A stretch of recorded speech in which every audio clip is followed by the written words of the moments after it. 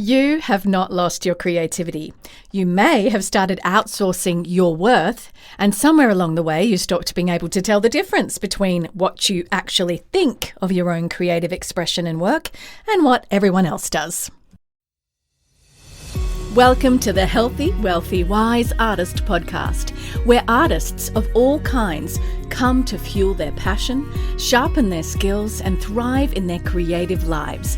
I'm your host, Lara Bianca-Pilcher, life and creativity coach and fellow artist, here to support you on your artistic journey. Whether you're a performer, writer, visual artist, or any kind of artist, this is the space for real talk, practical advice, and inspiring stories. Subscribe and join us each week for more inspiration and actionable insights to fuel your artistry. Let's dive in and get inspired. Welcome to Healthy, Wealthy, Wise Artist. I'm Lara Bianca-Pilcher, author, ICF PCC certified life and creativity coach and performer. And in this podcast, we're talking about what it actually takes to build a creative life that doesn't cost you yourself. If you're here, it's probably because you're someone who takes your artistic expression seriously, whether you're a dancer, a writer, an actor, a singer, a visual artist, or a filmmaker, or something else. Hit follow right now, subscribe right now, whatever platform you're on, because this is exactly the kind of conversation we have here every single week. And these episodes are short enough to finish on a walk and deep enough to stay with you. In this episode, we are diving into the validation trap series, and we're going to go straight into one of the most quietly damaging patterns that I see in artists at every stage of their career. The habit of chasing external validation and the subtle self-abandonment it creates over time. Now, of course, we want success. Don't get me wrong. I'm a performer. I want people to like it when I perform. I want to get an applause or a good review or an article about it to help me to make more bookings. But that's not what we're talking about here. There is a compass and there is a scale that can get easily tipped to over-seeking validation. And this is not fluffy conversation about, confidence and that kind of thing. This is about what it really looks like in your creative identity when approval becomes the compass you're navigating by. But before we go further, a quick word about the Audacious Artistry Group study. Now, if you've been here with me for a while, you know that I recently launched Audacious Artistry, subtitle Reclaim Your Creative Identity and Thrive in a Saturated World. It's traditionally published, and everything we explore in this series connects directly to what's inside those pages. But alongside that book that you can get at larabiancapilcher.com/book, you can also get a free group study. It's a PDF download and it allows you to be able to use the book and the study questions at the end of each chapter with a group and facilitate that so that you can really grow and take on what's in the book, which is the creative brief. The characteristics that an artist needs to show up for their career, to have a creative life for the long term. So if you are an artist who is feeling tired and feeling like your creative worth depends on external response, well, this book is written for you, and you can find it at larabiancapilcher.com/book, and the link is also in the show notes, and grab the study at the same link. Now, let me paint a picture that might feel familiar. You finish a piece of work. Maybe it's a performance or a painting or a chapter, a recording, a reel, a short film. You feel something when you're done. Not certainty, but something. A quiet sense that this is close to what you were trying to make. And then you put it out and you wait. Now, whether you're a dancer, an actor, a singer, a writer, a visual artist, filmmaker, you know this wait. The comments, the streams, the views, the messages, the silence. Oh, when there's silence. And that silence or that lukewarm response to what you've put out in the world starts to feel like information, like the work is telling you something about itself, or worse, like it's telling you something about you as an artist, or just you full stop. And this is the trap Not because caring about response is wrong. It's actually human nature. And we're wired for connection. And artists make work to communicate. So of course, response matters. The trap is when external response becomes the primary measure of whether your work is good, whether you're on the right track, or whether you should keep going at all. I've seen this play out in so many ways. The singer who stops writing in a style that they love because a producer gave a lukewarm reaction at a showcase. Or maybe the writer who abandons a manuscript 3 chapters in because the beta readers, as in BETA, weren't enthusiastic enough. Or the dancer who starts choosing choreography based on what got the most applause on her social media or his social media, not what they're most alive in. The visual artist who maybe changes their entire aesthetic because an algorithm rewarded something that didn't feel like them. And all of a sudden, each of these is a small act of self-abandonment to something creative within us that was speaking. And the insidious thing is that it doesn't feel like it's dramatic. It feels reasonable. It feels like an adaptation. It feels like, well, I'm being a professional and knowing my market and going where the market is. That's real. Again, but not talking about that. We're going deeper. It feels like being strategic, being smart about an industry that doesn't owe you anything. But wait up. Over time, those small acts accumulate. And then one day you look at your creative output and realize it doesn't even look like you anymore. Maybe you can't even hear your own creative passion and voice anymore. It looks like a negotiation between you and a crowd that was never actually directing you. It was just responding to what you gave them. I know I have been here.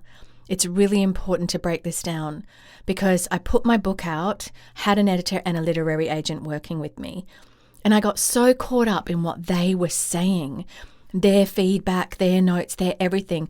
I couldn't trust my own creative voice anymore. I was so eager to please. I so wanted them to love what I was doing that it was please, please, please, perform, perform, perform. And all of that actually took away the deep down message of my soul, trusting that creative voice, which is what ended up after I got dropped from that first round and picked up traditionally with a new book that I had rewritten based off the good stuff from that one. That book was the one that got published. And what's so amazing about this is that I trusted my own creative voice. So I want to talk about the psychology of what happens because I've lived it and I know it from a coach's perspective and a speaking perspective too. So the psychological insight I want to offer is this. External validation isn't the problem. It isn't. External validation as your primary identity anchor, that's the problem. So be careful here because there's a lot of people that will go, no, you need to know your market. What are you doing? It's a competitive world. You need to pick. Yes, we are saying yes to that. But external validation as your primary identity anchor, that is a problem. There's a concept in psychology called locus of control. The idea where you locate the source of your outcomes and your worth. An internal locus means you're fundamentally trusting that your choices, your values, and your effort shape your artistic path.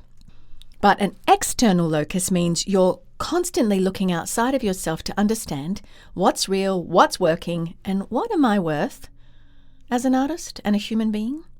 Now, artists who rely heavily on external validation tend to operate in a very external locus of creative identity, which means their sense of themselves as artists is genuinely contingent on response, not just influenced by it.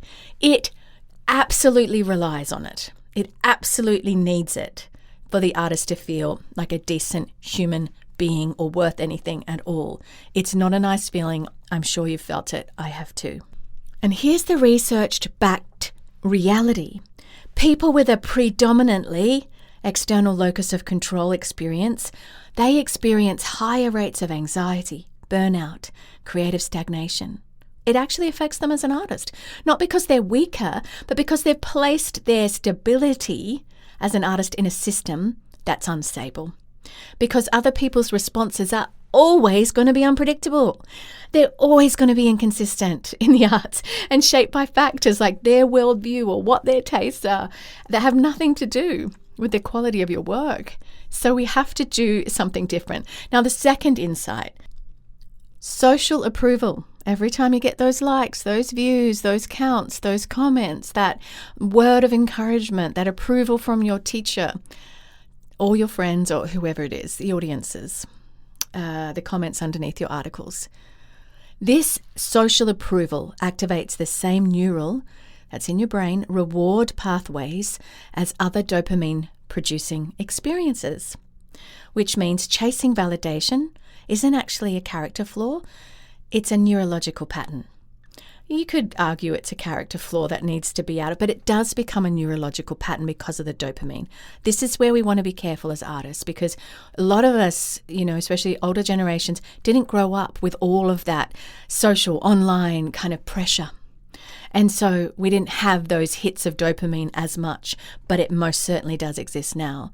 And once it becomes a loop, create, seek approval, get a hit of dopamine, create again, it can genuinely start to override your internal creative signals. Ugh, ouch. And man, I'm telling you from experience and from the coach's room, you must be able to hear your own internal creative signals as an artist. So what this means practically is that some artists aren't just dealing with insecurity. They're actually dealing with a conditioned response system that has started to replace intrinsic motivation, internal motivation, with outward or extrinsic reward seeking. And the longer that runs, the harder it becomes to hear your own creative voice underneath the noise, until you start to reflect and still, you talk to somebody and you realize, oh my goodness, what have I been doing? And you know what? It also leads to not enjoying your art as much, because it starts to feel like a machine that you are creating for, rather than creating art that actually feels meaningful to you. How beautiful it is to be able to walk out on stage. Maybe it's in the West End and there's a room full of people, and how you feel about yourself after that performance doesn't matter on how many people stood up in the standing ovation at the end, but that you have your own internal markers. Maybe it was, I was in character and not distracted, or whatever it is for you for the entire show tonight, when last night it was show 62 and I was thinking about what I was going to cook while I was in the middle of a scene, which I've legit heard somebody say after doing 152 shows of Lion King. But you know what I mean? It's shifting that, because obviously you want to do an excellent job. You're an artist, particularly if you're a performer. You want to do an excellent job. People have paid money to see the show. But what we're saying here is just being able to recalibrate what that sense of success, so that you don't go home night after night feeling bad about yourself because nobody looked your way. That's not a great way to live, is it? Now, if this is resonating for you and you can feel yourself in this pattern, no matter where you are, it could be in the dance studio, it could be anywhere, send this episode to another artist who needs to hear it. This is one of those conversations that can genuinely shift something, and most artists are struggling with it quietly, all on their own. Also, I want to tell you about something free that I've created specifically for this. It's called Stop Begging for Scraps. It's a 30-minute on-demand video you can watch in your own time. No booking, no live event, just you, when you're ready, a notebook and a pen. In it, we look at exactly the patterns of where you find yourself chasing so much external validation that maybe you're losing the sense of your own creative voice, where your creative momentum has stalled, what's pulling it off course, and how to come back to its creative foundation that actually belongs to you and was the reason you chose to be an artist in the first place. Head to larabiancapilcher.com/masterclass. Completely free, completely on your schedule. All right, let's reframe this. I want to offer you something really real that you can take away, because I don't think the answer is this simply stop caring what people think. That's not going to work, and it's not psychologically honest, and it's not actually what I'm suggesting at all, because it's just not realistic. What I'm suggesting is something more nuanced, that you learn to hold external response as data, not as verdict. Data is useful. A bad review can contain information. A lukewarm reception can tell you something about your audience, your timing, your framing, maybe your execution, maybe the way that scene's going. It could just be the time of day, matinees, and all that kind of thing. Feedback from people you respect, people you understand the work. That can sharpen you. So we don't want to put that aside and say that is so valuable. And none of that is the problem. The problem is when you skip straight from response from the audience to identity. When, inverted commas, that didn't land becomes, I'm not a real artist, I'm a horrible human being. When nobody responded becomes, this isn't worth making, I don't feel like I should be here, I need a career change. When they liked something or someone else better becomes, I should become someone else, and this panic. Your creative identity isn't a performance metric. It's not a follower count. It's not a festival acceptance or a publisher's yes or a director's callback. It's deeper. It's something more durable than all of those things. And it requires protection. But most artists have never learnt how. What restoring that internal anchor as an artist looks like in practice is different for everyone. For some artists, it's returning to creative practice that has no audience. Something they make purely for the making. For others, it's building a reflective practice around the work itself. What did I intend? Did I get close? What do I want to explore next time before they ever ask, how did it land for you? And then you're getting all of that from the other person rather than actually your own reflection. Now, it's not about shutting out the world. It's important. We live in the world. It's about remembering that the world's response is downstream of the work, and the work is downstream of you, and you have to stay the primary author of that. Your art is beside you rather than your art is you, and in that way you can keep your identity much stronger. So, Creative Spark Challenge, every week I give one. This week, I want you to choose one piece of creative work, finished or in progress, doesn't matter if it's 2 lines, and spend 10 minutes writing about it with no reference to audience, reception or response. Just answer these questions. What was I reaching for when I made this? Did I get anywhere near it? And if I'm honest, what do I actually think of it? Not what your followers think, not what a teacher or director or editor said or online said. What do you think? And just see what comes up. This I'm going to do myself this week because I have a 9.5-minute performance, 10 minutes, that I'm taking to Belgium in a week from now to perform over there. And I've been working on it. I've written it. My husband's helped me with constructing the musical side. So it's got this beautiful underscore. I'm going to perform it over there 2 times and then teach a workshop and do some other things with Audacious Artistry, my book. And so often as I'm rehearsing this, I need to return to the questions. What was I reaching for? Did I get near it? What do I actually think of it?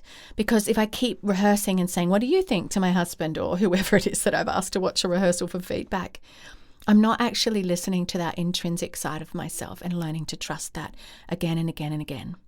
That's really important.